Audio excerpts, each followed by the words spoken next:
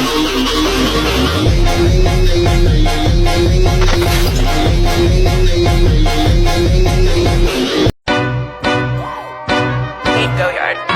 got so much motherfucking design on right now.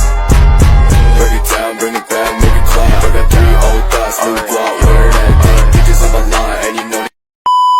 Assalamualaikum warahmatullahi wabarakatuh. Saya Lilis Suliambona. Saya Luriana Uruzi. Saya Nur Natalia. Saya Elsa Wijayanti. Kami dari program studi manajemen pendidikan Islam. Kami dari kelompok 2. Di video kali ini kami akan membahas mengenai media humas di sekolah atau madrasah. Hubungan masyarakat atau yang biasa dikenal dengan sebutan humas adalah suatu kegiatan yang sudah diatur sedemikian rupa, berlangsung secara kontinu, terprogram, dan teratur sesuai dengan program organisasi. Humas tidak dilakukan oleh sembarangan orang atau asal-asalan, tetapi humas dilakukan oleh seseorang atau beberapa orang yang sudah ahli di dalam mengatur tata kelola. Baik itu tata kelola yang dilakukan adalah tata kelola komunikasi yang baik, di mana komunikasi yang baik akan meningkatkan citra positif dari masyarakat. Sedangkan media humas di sekolah adalah sarana atau saluran yang digunakan untuk mempromosikan sesuatu agar mudah dipahami oleh masyarakat dan diterima oleh masyarakat.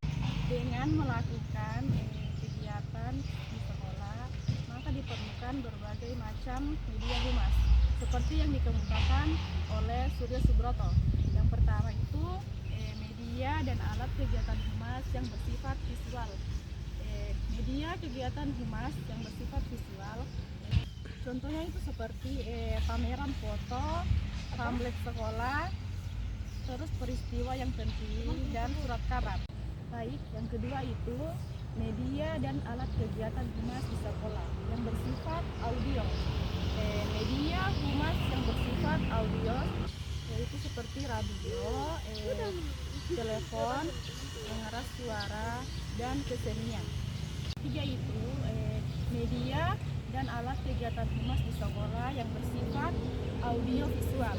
Nah, media yang bersifat audio visual itu seperti televisi, film, sandiwara, dan wayang. Media humas juga dapat dibedakan menjadi dua, seperti yang dikemukakan oleh Nasution, yaitu media internal dan media eksternal.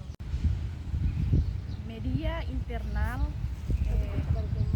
ditunjuk kepada peserta didik, pengajar, karyawan, dan pegawai di lembaga tersebut. Sedangkan media eksternal tertunjuk kepada orang tua, peserta didik, instansi pemerintahan swasta, dan masyarakat luas.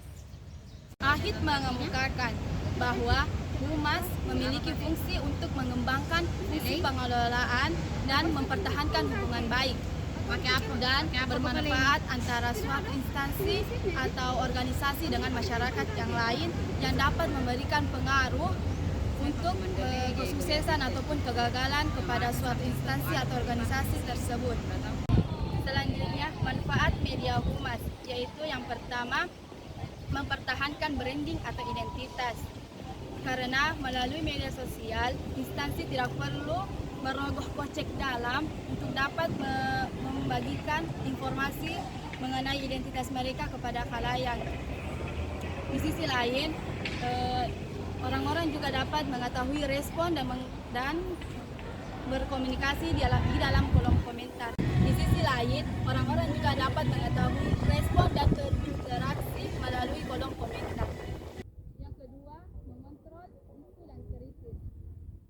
Kehadiran media sosial dapat dimanfaatkan untuk memitigasi isu dengan cara memantau isu dan tren yang sedang berkembang. Contohnya seperti yang sedang viral kemarin mengenai seksi alurin. Yang ketiga, pelaksanaan CSR. Selain digunakan sebagai alat publikasi dan saluran untuk melakukan kampanye aksi sosial, media sosial juga dapat digunakan untuk menyatukan seluruh respon masyarakat terhadap suatu kegiatan tanggung jawab sosial yang dilakukan oleh suatu instansi, sehingga respon masyarakat dapat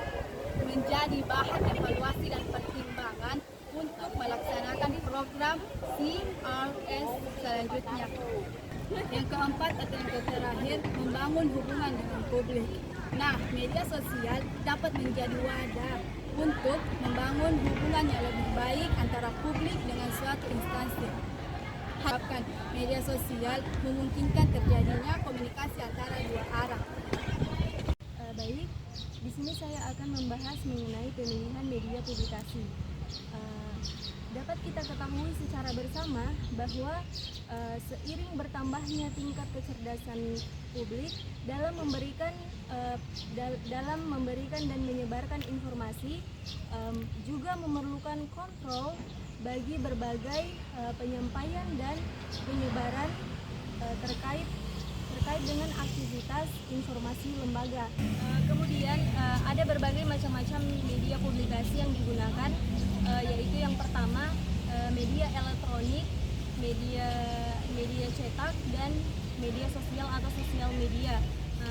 Yang pertama itu untuk media cetak, contohnya itu seperti terdiri dari kata, foto maupun gambar yang terdiri dari berbagai macam warna. Kemudian media elektronik itu contohnya seperti televisi dan radio.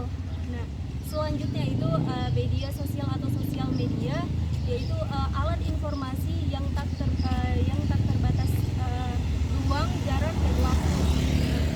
Contohnya itu seperti Facebook, WA, Instagram, dan lain sebagainya.